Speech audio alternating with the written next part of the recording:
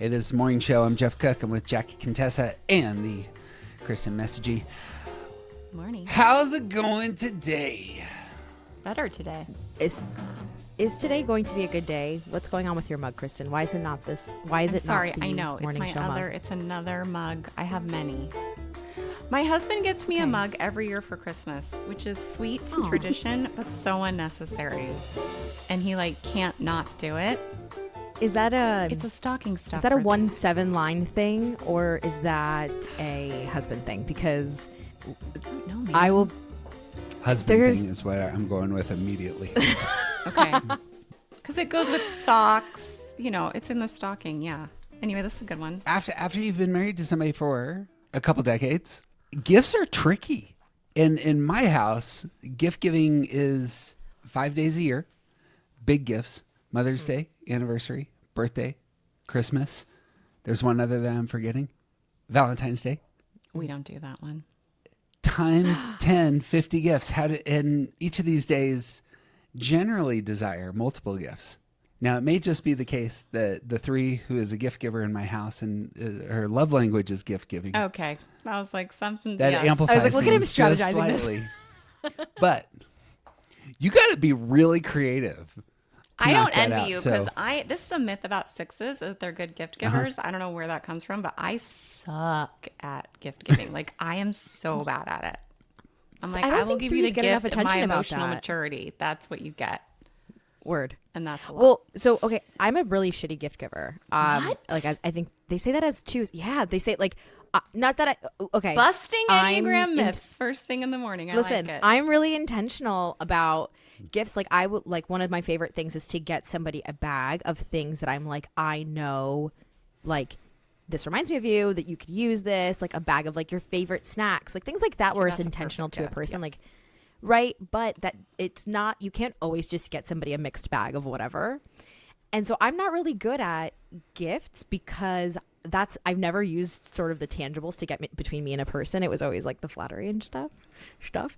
You see, we're getting monetized. But I think threes can outgift anybody.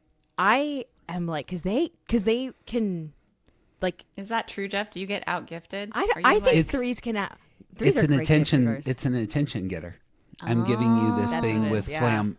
Here's the thing. All of a sudden your attention is on me, and then I get to sell all of the energy here and what I am presenting to you. So what you're saying is I need more threes in my life.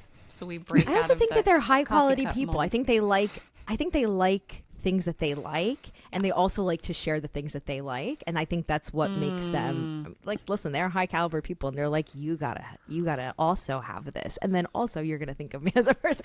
But anyway, there are some twos that are excellent gift givers though. Anyway, hi, we're talking about good morning. What's your coffee? Good morning. This will be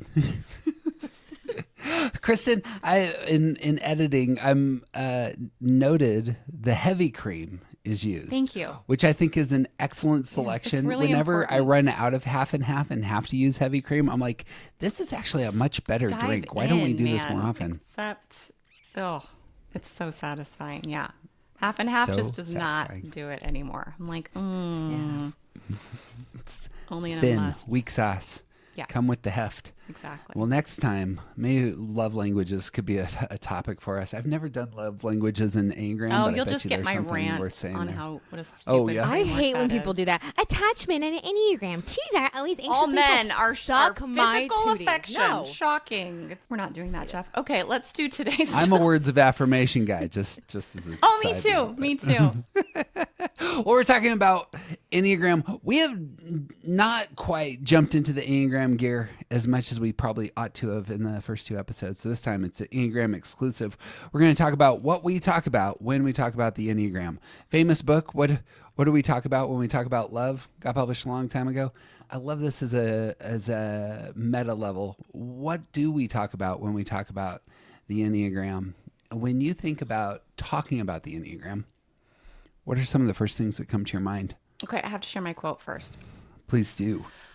So you'll probably be familiar with this quote. This is Carl Jung. Until you make the unconscious conscious, it will direct your life and you will call it fate. I know. So to me, That stings. I know. It should, right? It should sting all of us.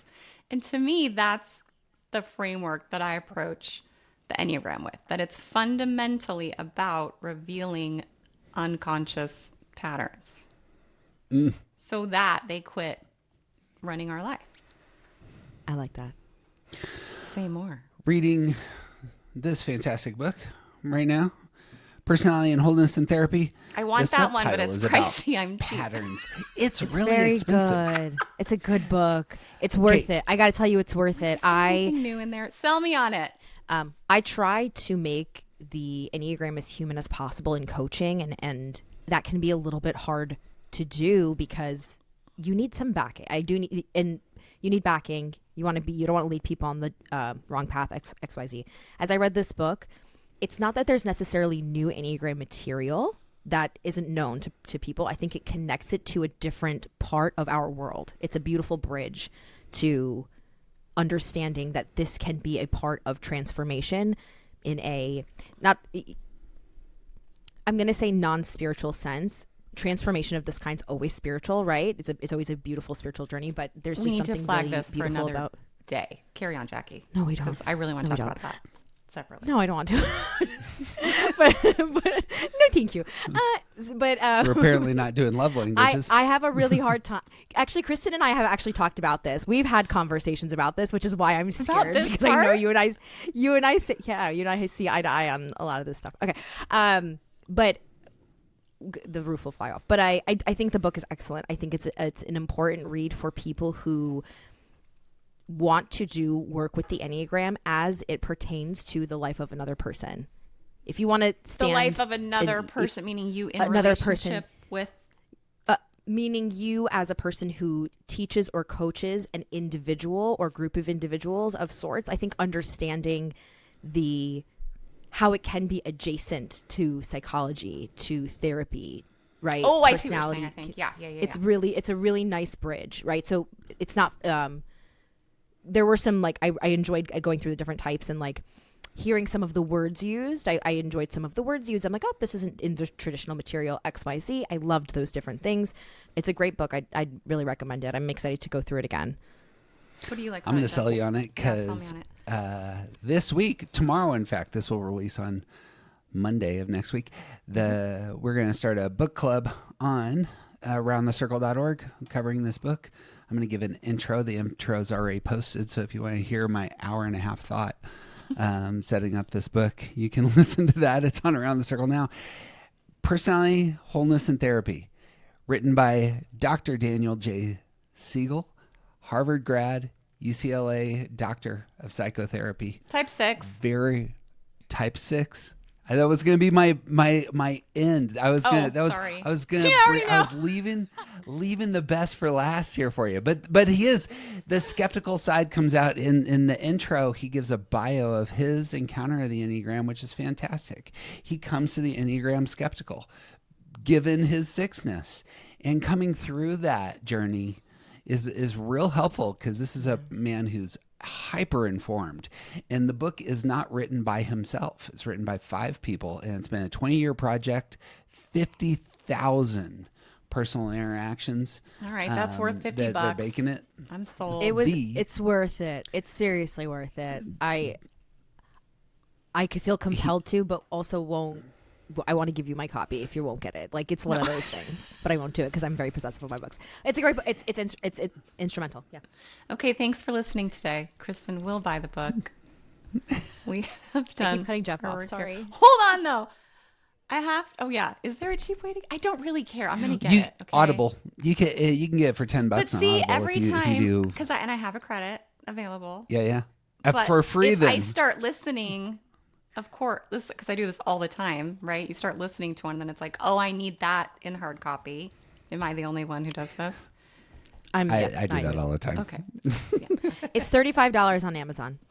Oh, done. That's basically free, especially after this to sell. Okay. You're welcome, Dan. We just sold you however many books. That's right. However many more copies. Okay, I want to hang out on a word that Jackie said that I think do it. Is so important in terms of the Enneagram that I don't think everybody's using it for this, and it's transformation. Mm-hmm. So I don't know, do you guys, let's talk about transformation for a minute, because I am just with you, Jackie, that like we're trying to actually be different. Mm-hmm. And not for transformation's sake, though. No. Goal? Yeah. Yeah. What, for what sake? To change just to change is not to change at all. Exactly. Ooh, that's good. Put that on Building on what we have said the last 2 weeks about happiness and advice, No. I continue to think that there is something out there that we ought to be targeting. Transformation for transformation's sake isn't always valuable. In fact, you can transform in a way that makes you much less healthy. That Do you would think, be transformation. Jeff, the difference is that we all agree that there are things out there that we, quote, ought to be targeting? But do you think they're the same for everybody? And maybe others of us think they're not? Correct. Yeah. Okay. I think that the final target, the end for a human being is, that's Aristotle's language, is the same for everybody. And that just end can't be is, right. It's flourishing, thriving, happiness, goodness of soul. It's the things that we've talked about. But that's where we're transforming. If you have pasta and cheese and meat and you stack it and sauce, you can call it a lasagna. But I think some people would put onions and some people wouldn't. And I think some people would put parsley and some people wouldn't. And some people would use this kind of cheese and some people wouldn't. And I think at the end of the day, I think there is a both and here, because I agree with both of you. Yeah. And I disagree with both of you. Right. So I'm like, okay, yeah, like there is a recipe that says like this as a general, as a balance, makes a healthy, whole, happy, complete, fulfilled, transformed human. Mm-hmm.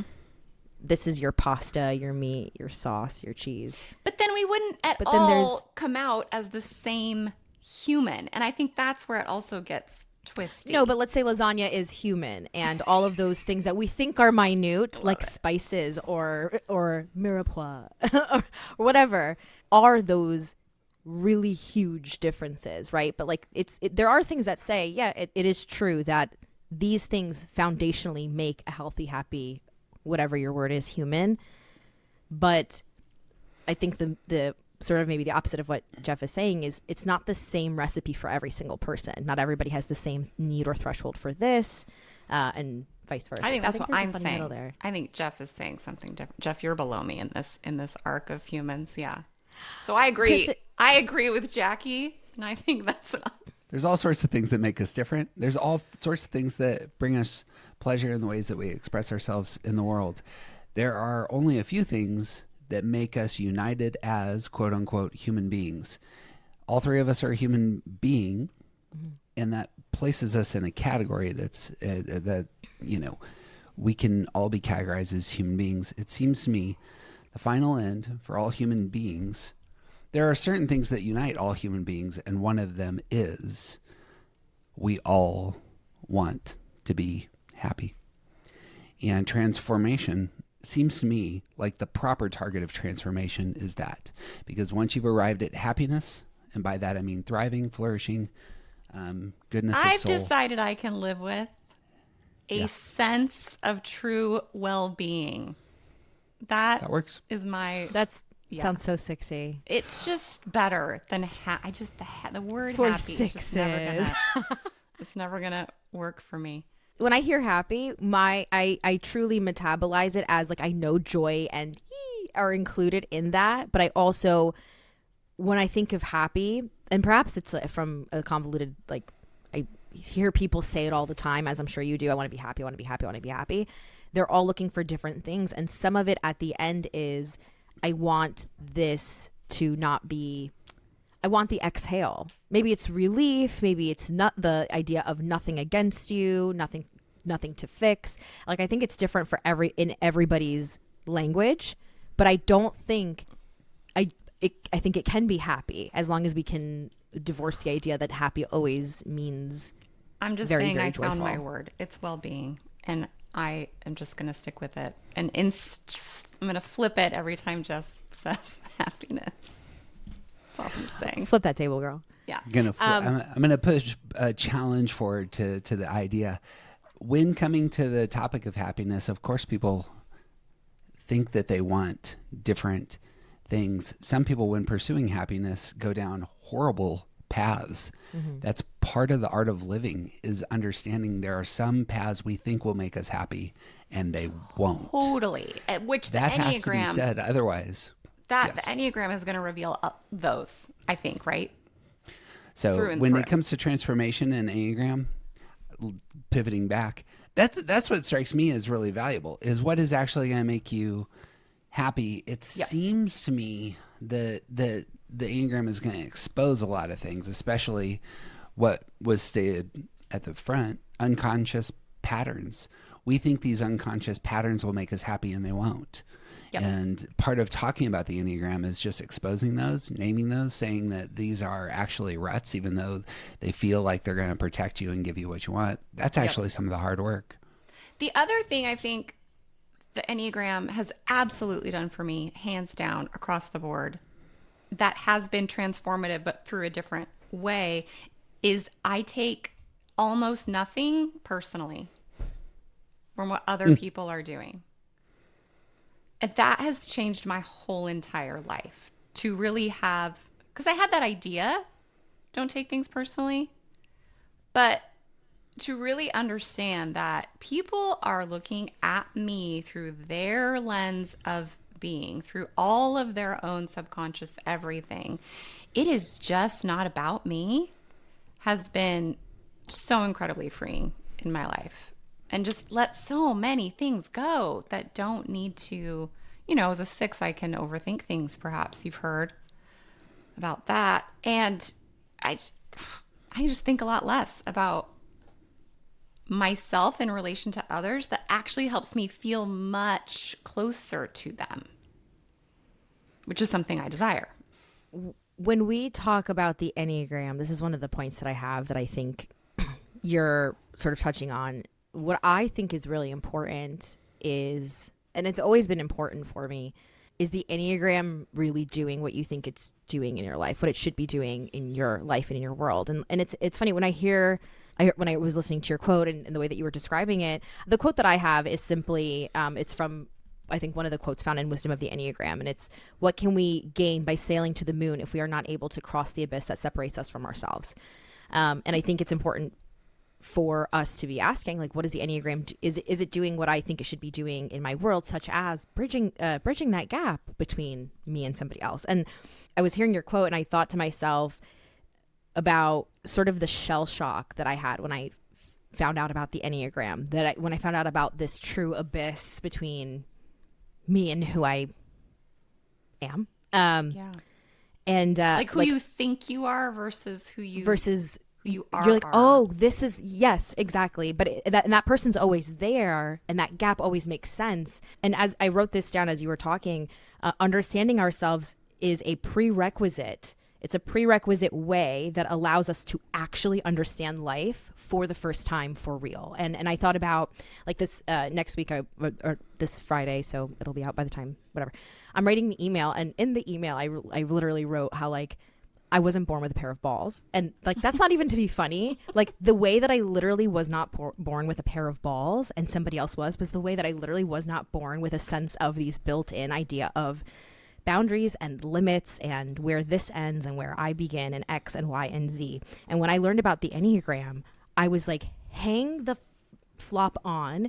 I don't actually understand anything if I don't understand if this is true. I don't understand anything. And so for me, like, it had to be doing something in my life, because it was a prerequisite to the way that, like, I was like, wait, I don't think I understand anything, and things need to be different. So a question that's always been important for me, even before I started coaching with it, and I was using it as a person, just a human and with friends, I watched this question, is the Enneagram doing what it really should be doing in your life? Create gaps between myself and other people. Because some people are like, I love being a 2. I just want to be loved. And this is so cute. Self-care bingo for 2s and all that fun stuff. And then there's someone here that's like, I have to feel around in the dark 24/7 for my sense of self. But if I don't do that, the rest of the world and the way I see it is not true. Okay, here we go. Right. So the question, going back to when we talk about the Enneagram, what do we talk about? What matters?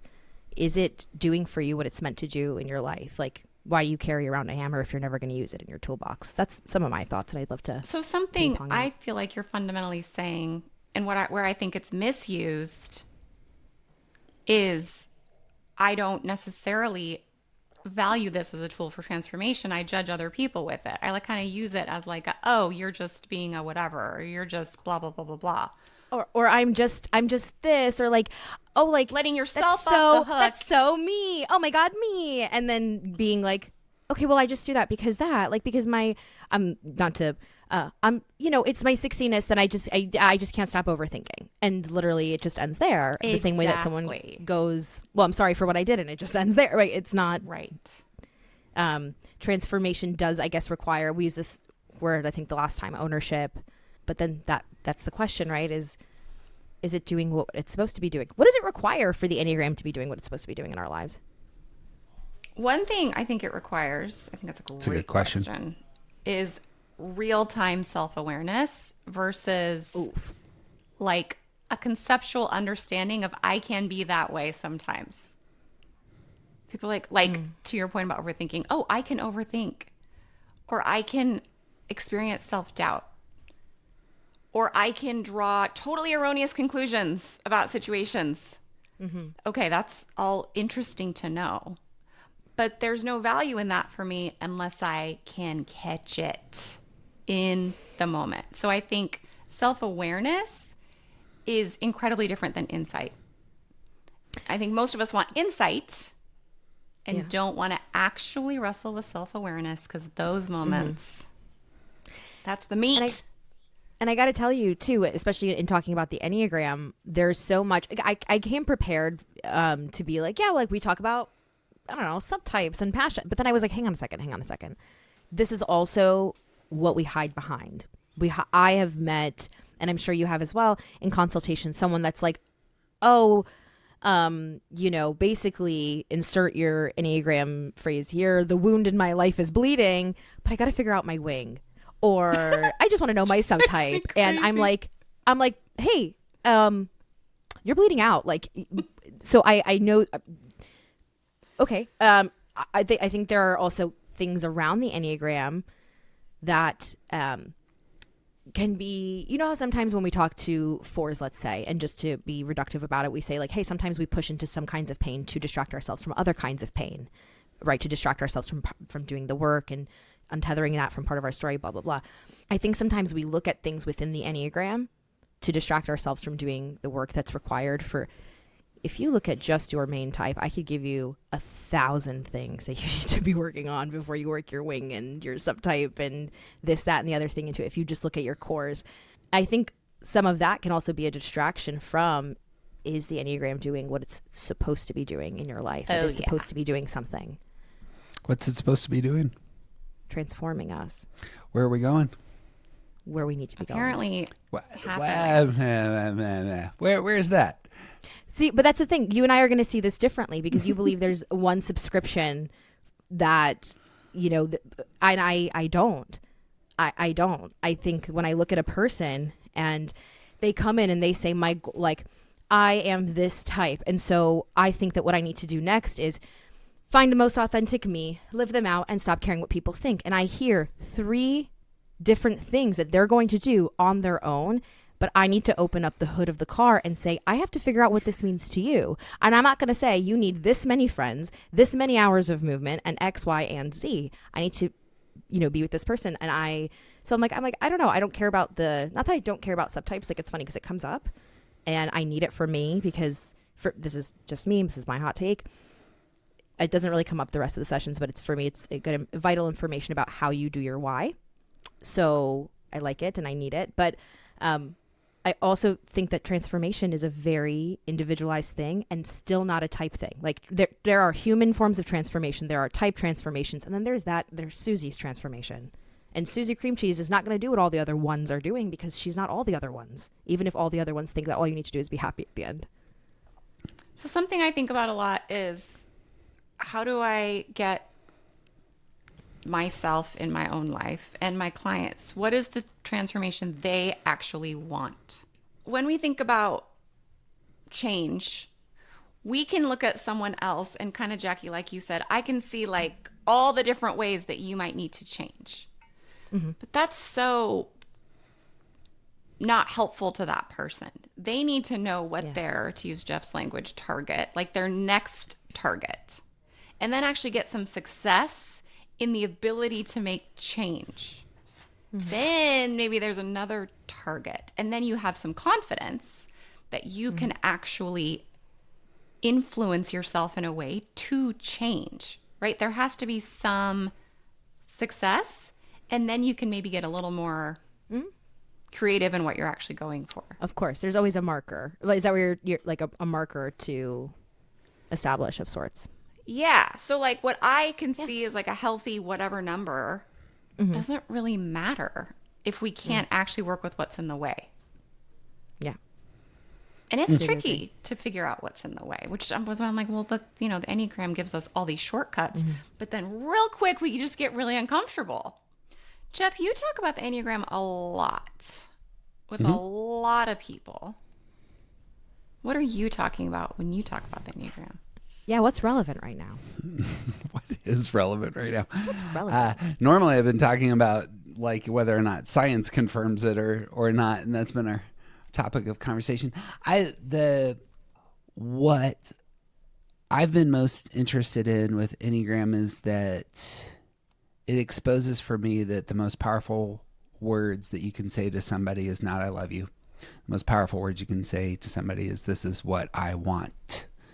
And Enneagram has very specific language for helping you to say that. That's been something I've really been learning. Can you expand on that? Why? Can you expand on Using a personal example.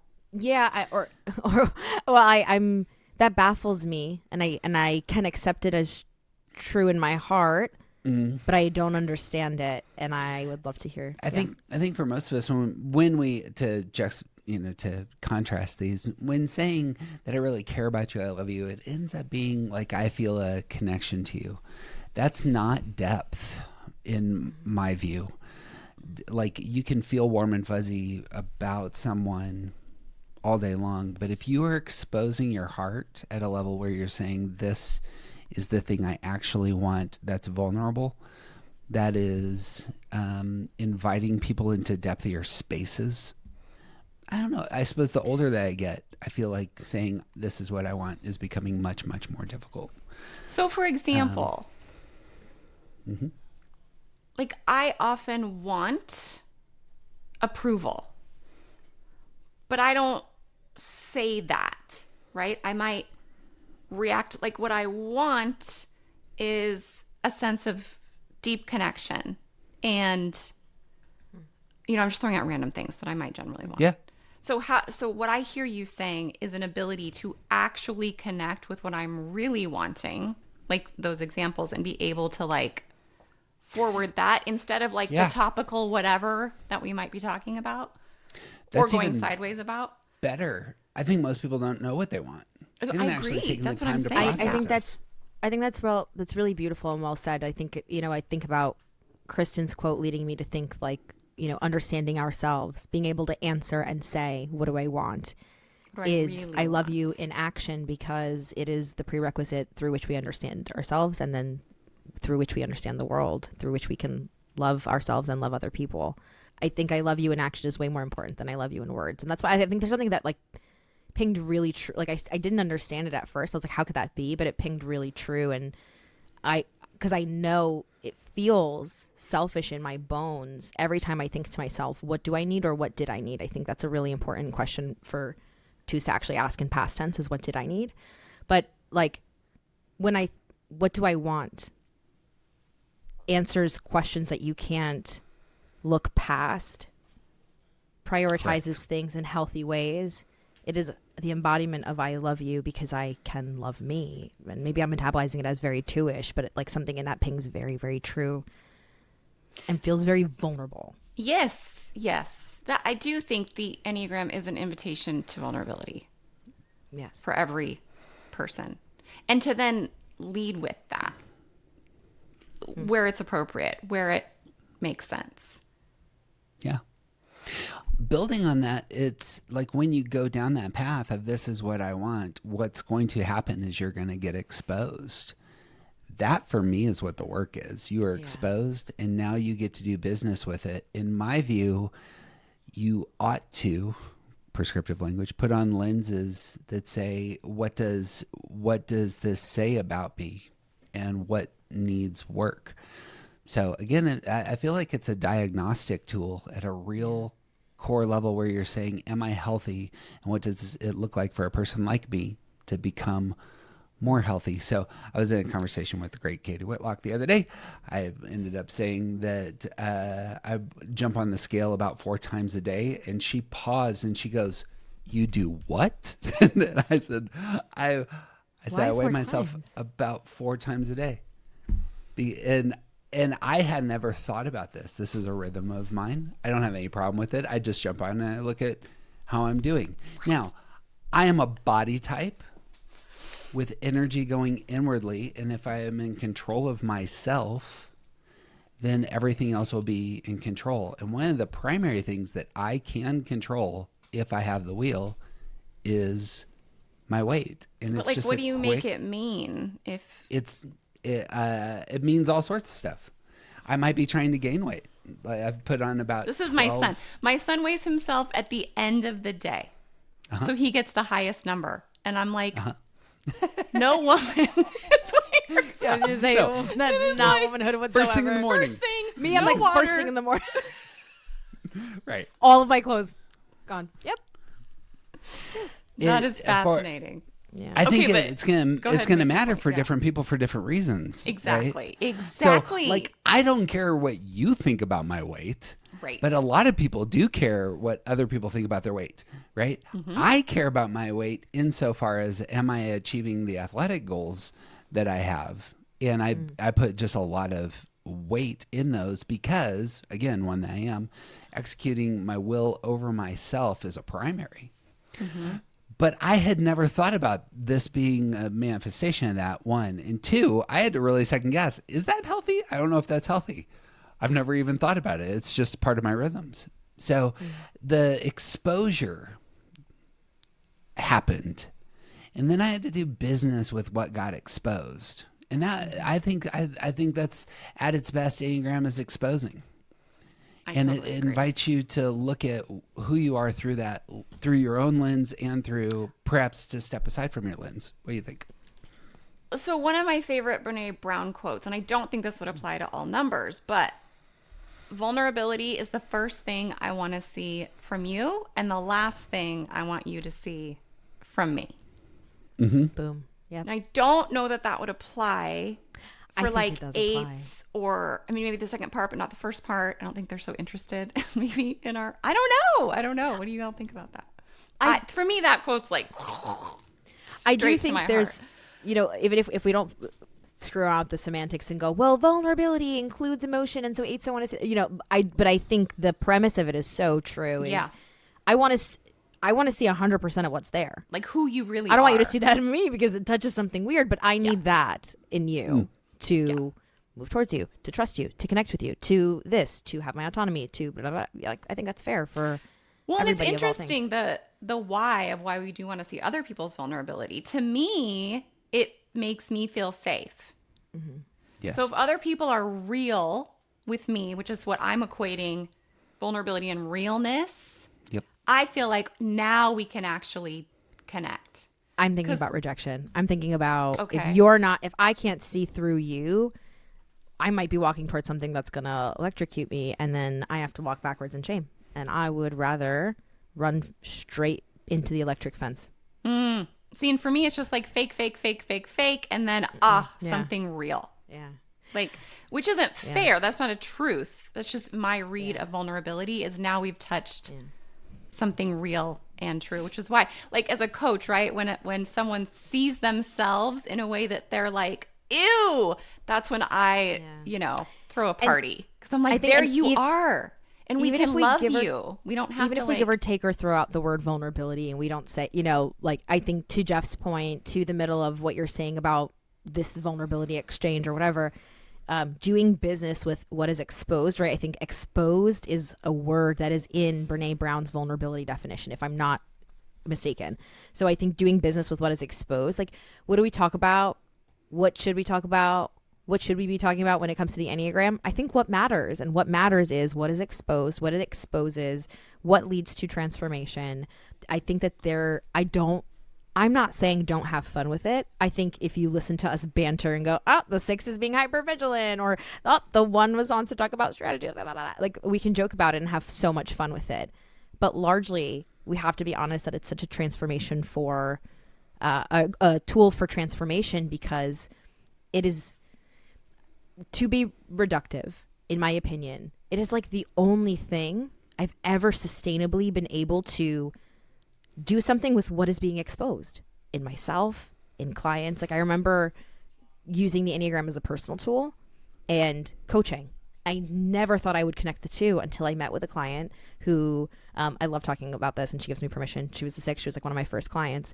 And I just remember going, oh my gosh, I think if she knew these things, I think if she had this language, I wouldn't have to actually work on these goals with her. She could just do them. She could meet them herself. And I realized by the time we had stopped working together, she was basically doing all of the things that she came in wanting to do, and we had never touched them. I think, what do we talk about when we talk about the Enneagram? Whatever is being exposed. I talk about it like putting your thumb over the bleed, but I think we talk about whatever's being exposed in us first. And if that is found in your wing, I'll give it to you. But it's more often than not found in, I think, like your core type. I think truth. We need to be talking about, what do we talk about might be secondary to, we need to be talking about it. Maybe we need to be more honest. So right? How do we see what we see and not collapse into shame? That's could be good for a separate topic. But one of the things that, shame as a universal word, or are you talking about like heart types particularly? I don't know, not heart types particularly at all. Okay. But like, so collapse into something that is, you see the thing and then it takes feel you undone out, by right? it. Another part of personality comes and like, well, it's probably, I mean, the thing that came up for me next in terms of what Enneagram is about when you're talking about it is it's naming how you see the world and how you, and giving a name to the emotions that emerge because of how you see the world. Yeah. We see the world differently, and we experience different emotions based on how the world is coming into us. And if we can't name that and why it's the case, that we experience a higher level of shame, fear, anger, that becomes central. Doing business with the core emotions. Yeah. I think to like so something tangible that I love to tell people is, speaking of Brené Brown, she has a chart or a wheel or whatever. It's like 87 human emotions and experiences. And that has been so incredibly helpful, because people can place themselves anywhere, and it is the work of the Enneagram to be able to be like, how it's human, it's available to me. I'm a 2. Resentment is available to me, even though that's a 1-ish word. Anxiety is available to me, even though that's a 6-ish word. Resentful. They do, yes. But to this point, it's important to be able to bring it back. So to be able to like name emotion, to be able to put yourself there, to be honest about it, to do business with what is being exposed. I think that's so you have to have a capacity to let yourself be exposed. That's the other thing. So when I was talking about like there's different levels of capacity before you can sort of, it's like you can't unlock the next level until you've built a foundation to unlock the next level is another way I see the work. And that might be what levels of health are really about to some degree. Yeah. Well, there's some other relativity. Sometimes health for one type may look very different than health for another type. Jeff, that's true. So let me validate this idea for a second. I'll even give you an example. I feel so much better. I don't know what you're about to say, but I love it. Fours who are embracing Brené Brown's 87 categories and really focused on them all day long, that may not be healthy for you. Right. But for a 2 to do that may be very healthy for you, because you haven't done business with your own emotions for a while. Right. And so levels of health. Yes. Everyone has their own work with their thing. Yeah. Now, in good news, it's like what I would argue is we're all climbing up a similar mountain, but just doing so from different sides. And you're going to arrive at the top, and the top is going to look like moderation and wisdom and courage, grace. Yeah. I agree. And in balance, everybody's like those character traits, those virtues are going to characterize what's going on in those spaces. I think too, Jeff, it's like, yes, and those are internal things. So the outcome of living with internal virtues is not going to look the same for every person.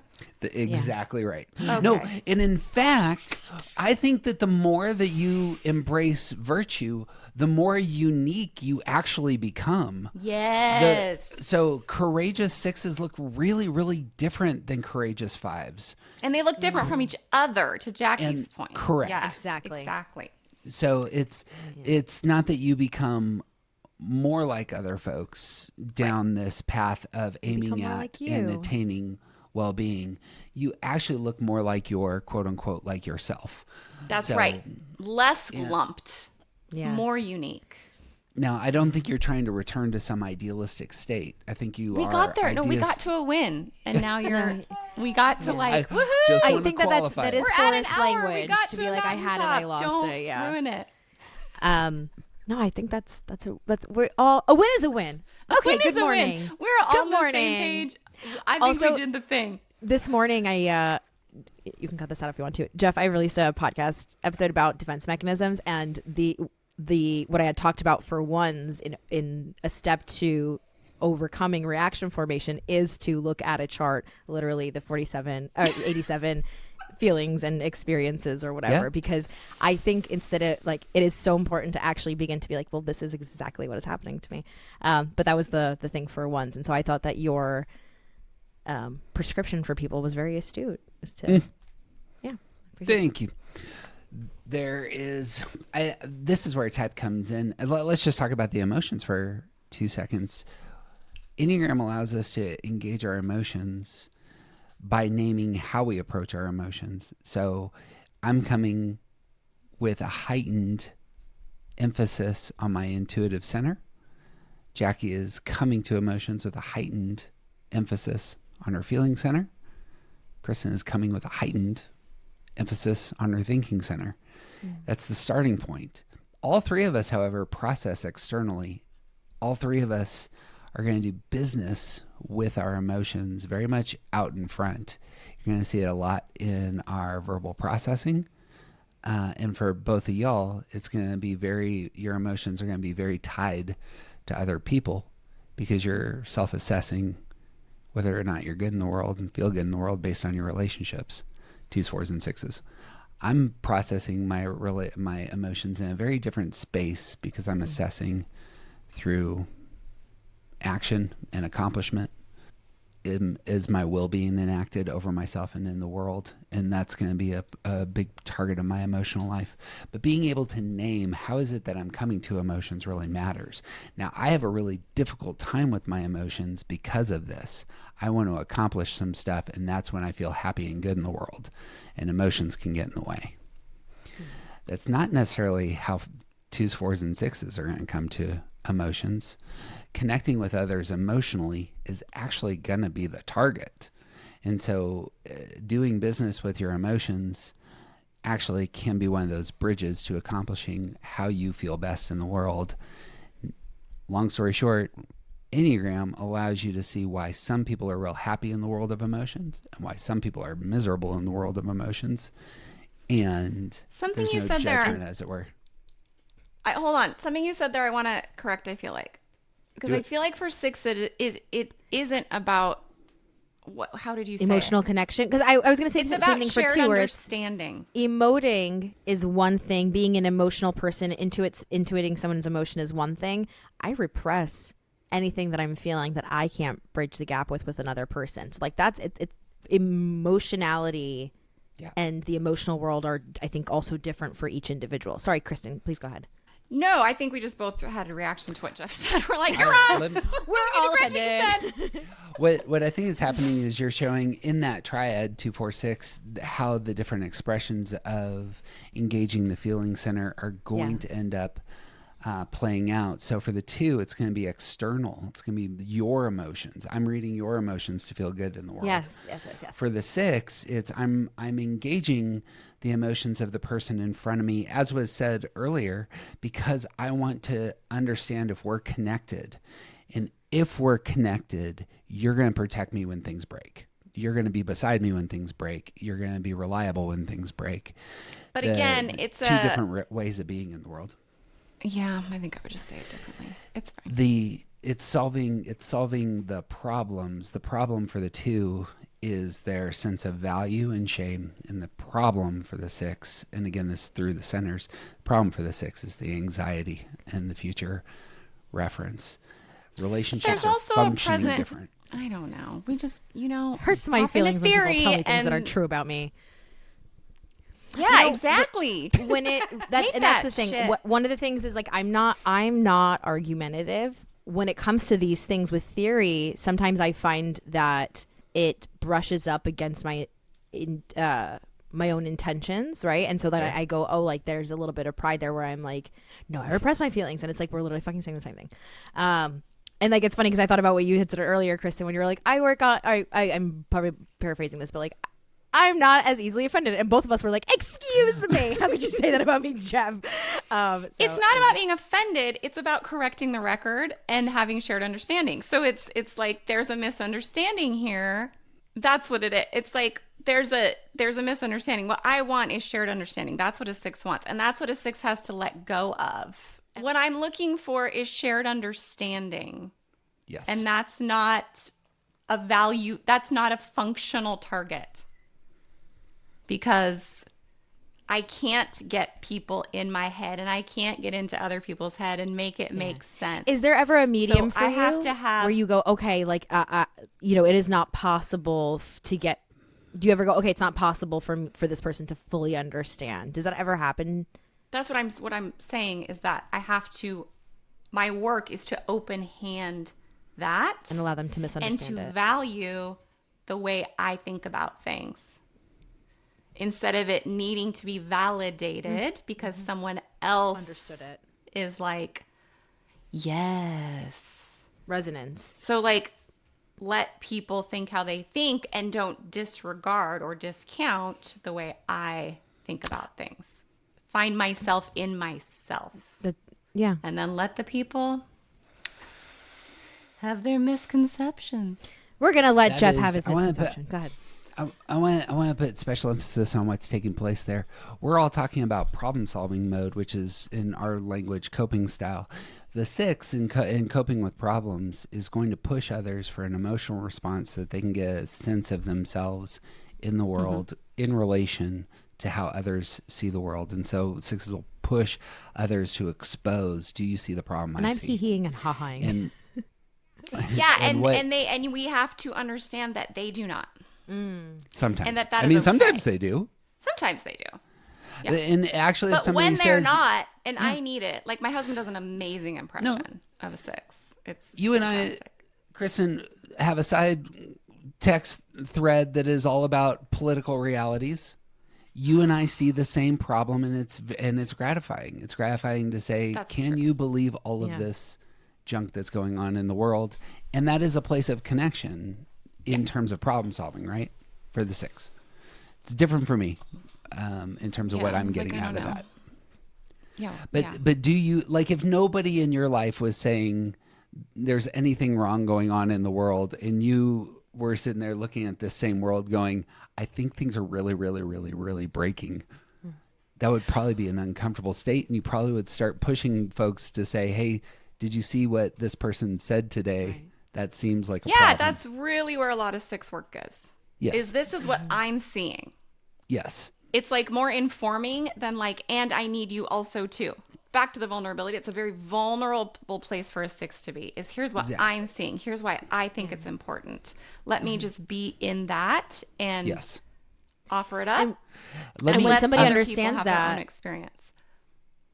But when somebody understands really that and sort of metabolizes that, what does that do? It's really disorienting. I'm like, I appreciate that. Yeah, my husband's gone to some level. When other people see the same problem you do? No, when they kind of when they are able to like sort of not regurgitate it back, but put it back to you. Really meet me where I want to be met. Yes. Yeah. It's like, oh, that's because it's like, what am I looking for? Here's what I'll tell you is I think it's a measure of my growth that occurs more often than it doesn't now, because I think sixes are wired to miss it, right? We're wired to miss the places where we do have support, where we do have agreement, where we do have shared whatever, because we're wired to look for what's missing. So let me play this thought experiment out, and then I would love to do the same thing with twos who are going to do this very differently. But this is what we're we talk about. getting 2 when morning we talk about shows for the price of one. You can Yeah. like cut I may, to be honest, I might cut the first half of this particular recording. like this is good. The whole thing was great. We'll see. Keep it in. Perfectionist that I am, you'll have to make the cut. The 6, having if you do experience that connection and other people validating your emotional reactions, you've gotten the emotional reaction you wanted. It allows you to move back into center, and notice, trust yourself, because apparently your judgments were right. They just got validated when I was doing problem solving. Yep. And that's the move prior to going into stress. That's the move. You jump into that problem solving gear. So I love that you, in saying this, and this might be worth talking about, want to say sometimes problem solving for the 6 means I don't need other people's validation. I need to trust my own judgment and not outsource to others. Is that what you're saying? Yeah. 1,000,000% what I'm saying. That I want to think more about that in terms of is that a healthy gear or not? I'm sure that I just want to think about that more, but I think that's interesting. Well, feel free to ping me about it, because Yes. For the 2, Jackie, I'm going to put you on the hot plate here now. In problem solving, you're positive spinning, yeah? Like something breaks specifically in the world that's affecting everybody else's connection relationally to each other. That's what you care about most. And you get up and you say, look, I'm here to love and care for folks.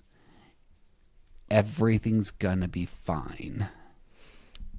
Okay, so I think that's a little bit of a 9-ish way to look at it. Okay. Because in reality, I'm not addressing problems, and I'm not solving things, and I'm not smoothing things over. I am pretending that the things that are competing with what I want in reality are not there. So I think for 2s, it leans a little bit more like 7s, where there is manipulation of data that's happening in real life. Or, we talk about 7s, and the phrase that I love is like amplify positive data, minimize negative data. 2s have sort of that middle, because 9s will be like, everything is fine. Everything's fine. Smooth it over. I think 2s are sort of that funny. I am not ignoring other people's problems. And I'm also Correct. not necessarily ignoring problems between us. I am believing, despite reality, that everything is going to work out, and I'm pushing towards that, but I'm not ignoring, I'm generalizing, ignoring the data that's real and happening, because it has to pop my pride to be true. And so what you're talking about, like sort of the question for Kristen, like, like if someone validates you, what do you do with that, right? If somebody meets you where you're at, even though I handle things positive outlook, whatever, if I come to that place from a disconnected from my needs, from reality, from what's really happening and what the data that's really happening, and the dam bursts because I cannot repress any longer, and reality is not matching to how I inflated it to be, that's when the unproductive thinking starts for me. So it doesn't matter that I've been validated in that moment. I can always recall cognitively that Susie saw me where I was at, and that's real nice. And if I ever need to bitch about somebody again, I'll call Susie, I'm sure. But that's when the unproductive thinking starts about me and the other person that I vented to, or me and the person that I'm in a relationship with, or me and the person that I thought was the problem, or me and whatever. Like, there's so much unproductive thinking that is obviously a result of the imbalance of, it's all a game around pride, and I'm trying to keep it like it's this prize balloon from like my 7th birthday. Because I feel like there's something about 2 where it's like they have to be a part of the positive solution, right? They have to be centered in. I thought that was obvious. No, that's the key. That is. Oh no, I am the solution. Right. You're welcome. You need me. This would be landing the plane in terms of problem solving, the problem solving isn't about any particular solution aside from I'm here with a big S on my chest to give everybody a big hug and connect us with the full embraces and that that I is the can solution give. to what whatever twos the need to problem is. understand though, if you're a two, please listen to this. That's not the positive outlook part that you need to be paying as much attention to as it is you needing to erase what's really happening in reality to actually always make that happen. When twos pay attention to what's really happening and they're honest with themselves to the point where they will reach out to another person and ask for advice, they're ready to make a change. That's why they're not looking at reality a lot of the time. So I think like the positive outlook part is such a togetherness thing and solving it together and it being me. Yay. But it is also pretending that is all that is there. And that is really bad. Stop doing that. Which is another which is another part of the Enneagram. It zooms our attention so that we miss the rest of reality. And all types, right, Yes, have ma'am. this attention thing that their type hones them in on. Which you should read That is Daniel only a Siegel's sliver book. of reality. Which you should, But I because we already do. did it. I'm good. I'm gonna buy Ew. it. I'm gonna buy it. Well, there's Text your favorite quotes. the thing that I'm really playing with on this front is that, as Siegel says in the book, we are taking in the world through 3 different centers. Yes. You can't maximally focus on all 3 centers at once. You have to pivot. So what's going to take the majority of your energy, time, and focus? Is it going to be your emotional relational life? Is it going to be your future focused analytic resource awareness? Is it going to be your physicality and how things are going in your spaces? You can't do all of them at once in order to get anything done. All your energy gets diffused. And so I think that what Enneagram does is it names how we pivot, how we're balancing. And sometimes you do need to push towards resources, 2s in your bank accounts. Sometimes you do need to push towards action and accomplishing things. Sometimes you do need to pause and say, how are my relationships going? And the Enneagram names how each of the types, given their filters, can pivot into those spaces. Long story short, when what I see with the 2s then, as you were saying, Jackie, is that the primary goal is the relational connections. The primary goal isn't building a new building. The primary goal isn't what's in my bank account, as it was said. But the primary goal is, are we in this together?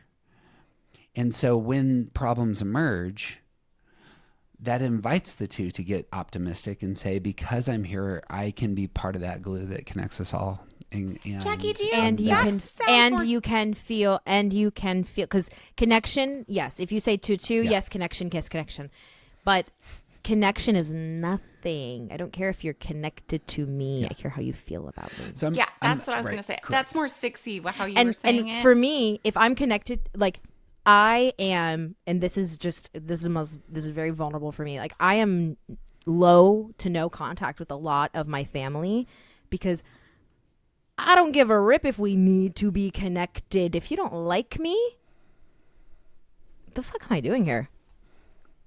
That is, sorry, you can cut that.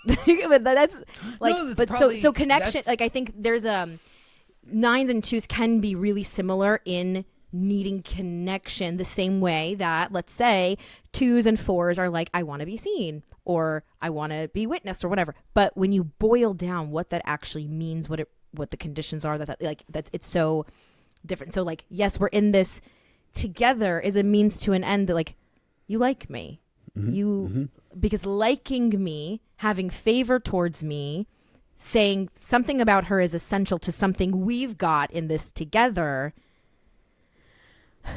I'm good. Yeah. I'm good. The thing I'm not mentioning is like when your problem solving doesn't work, you fall into stress and then I kill someone. Yeah. And then you move into the spaces for the 2. It's okay. Apparently boundaries need to get set. So that's how you really know the 2 can know that they are utilizing 8 tools, is that they've decided, all right, this is my space, is your space, and this is what I'm going to do about it. And the problem that if you don't connect with your needs, you can't get into 8 space in the way that you want to. And I think that's where when we talk about Enneagram, we talk about what matters to our core type. Yeah. Yep. That's where you're going. Yeah. Bang. Long and short for me is I shut down emotion when I'm solving problems, and I just focus on what do I need to do? What is the right target? And that's focus on my head in action. Go ahead. Have you ever considered trying to be a victim? I despise. Like, it is the primary thing that it's my primary pet peeve is victim mentality. Mm-hmm. I'm just stuck here because it's someone else's fault. And mostly it's because it stagnifies action, future progress. You can't get better if you're going to live in that space, And so a lot of that's my own wrestling. My own lack of empathy for some folks comes out very hard in these spaces. I literally heard Bob on a call the other day. He's like, my wife knows this. I'm good at a lot of things. Empathy's not one of them. I think that's really interesting how like some of our values can impact our not emotional availability, but like what is deemed an appropriate reaction to. Because I have some of those same features and feelings about other types of things, right? Like someone who is, let's say, like obviously I don't like someone who's victim-y either. Hello, Pop, this is Kettle, I'm black. But like I don't like people who are incredibly selfish, incredibly, like what I don't owe anything to anybody. So we all have our different things from different angles. I think that's really interesting. I can judge everybody equally. I'm extremely we need you for that. Judger. We need you for that though. That's your role in our community. We love you. Great. I'm really good at it. It does show you why the pet peeve emerges if you talk about Enneagram, and you can self-assess. So I can actually ask myself, is this a healthy thing for me to lack empathy for this person's situation? Or is it actually the case that lacking empathy allows me to step into their space and say, look, I don't care about this part of your story because it is actually something that's going to make you a less healthy person. And so we're getting up and we're moving. I think oftentimes empathy can be one of those emotions that actually stagnifies everything. Oh, 1 bajillion%. Right. I have become a much healthier person as I've learned to monitor and manage my deep, overwhelming empathy. 100%. It can be a freaking, I can't do anything for weeks. In Good News, Enneagram can give you that external perspective. Here's your patterns. Here's what you're doing. This is your type. Now you can ask yourself, is this, let's talk about whether or not this is bad behavior. And the way you would assess that, by the way, is through virtues. Is this the morning and evening show? No. It's good thoughts. Last words on what we talk about when we talk about the Enneagram. Yeah, I think my last thought is people would do well to be open to what they don't know about themselves, as opposed to thinking they know themselves so well. That kind of ropes in my initial quote. Like, be curious and stay open to what you don't know. Because, by the way, everyone else can see it anyway. Great. Yeah. So that's my closing thought. My closing thought is that the Enneagram is allowed to be fun. The Enneagram is allowed to be whatever you want it to be. But when something matters and is true, consider it exposed and follow the lead a little bit. I think it's worth it. I'm going through this book that just got released today. I just purchased it. Which is Yay. When Working Together Doesn't Work. She writes a bunch of stuff on ones that I found very exposing in terms of what she as an 8 sees as the pattern of ones in work environments. And I was like, I need to receive that, do business with that. Sometimes what I feel is a critique is actually just noting, here's what you bring to the world. You don't need to be so harsh on the language being used about oneness. And sometimes it's like these are the edges that probably need to get shaved off a little bit. Lifelong work. Yeah. Enneagram invites us into. All right. Well, if you want to connect with my work, it's at aroundthecircle.org. Both Jackie and Kristen can be found on the Instagram, and there's links to their websites and all the good stuff that they're up to in the world. And we are apparently avoiding talking about love languages in the We can do future. it would be fine. I'm going to be sick that day. The spiritual and unspiritual side of Enneagram. Can't not I'm talk also about going to be sick that. that day. Why? Okay. We'll have to figure that out.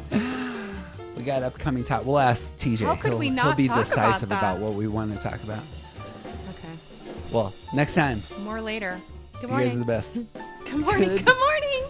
Good morning. That's it. That is the appropriate sign off, isn't it? Good morning.